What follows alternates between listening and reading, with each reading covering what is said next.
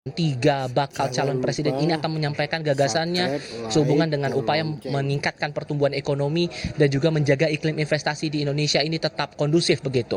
Kalau merujuk dari sejumlah visi misi serta program kerja yang disampaikan oleh dua bakal calon presiden yang telah disampaikan lewat pendaftaran ke KPU pada 19 Oktober lalu, untuk pertama saya coba bicara soal sejauh mana Amin atau pasangan Anies Baswedan Mohaimin Iskandar ini bisa meneruskan program ataupun juga mengembangkan si aspek ekonomi di Indonesia.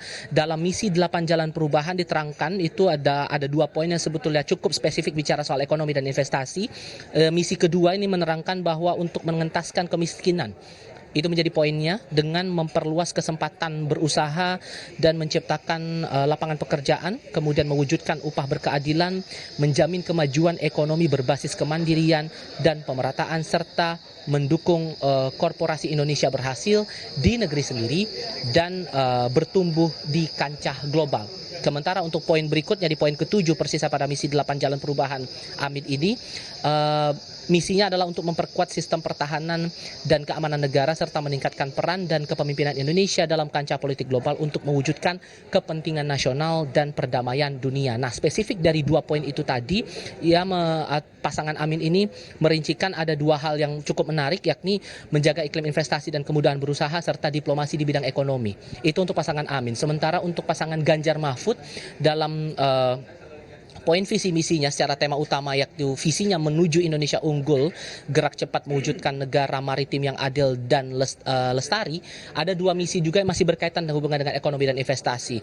Poin ketiga terutama ini mempercepat pembangunan ekonomi berdikari berbasis pengetahuan dan nilai tambah. Rinciannya berhubungan langsung dengan ekonomi unggul berdaya saing ada 12 poin dan juga kedaulatan pangan ada 5 poin. Sementara untuk poin berikutnya ada pada misi keempat, yakni mempercepat pemerataan pembangunan ekonomi.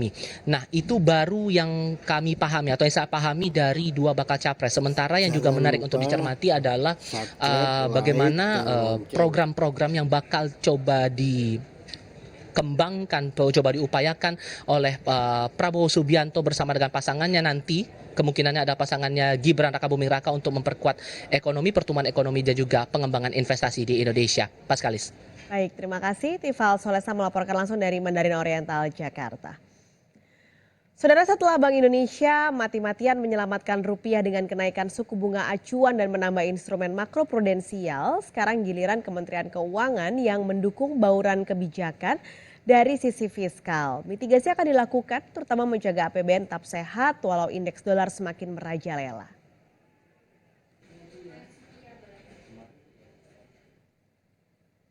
Dengan Amerika Serikat masih menghadapi inflasi yang cukup tertahan tinggi dan kondisi ekonomi yang masih cukup kuat, mereka kemudian memberikan signal atau paling tidak dibaca oleh market bahwa higher for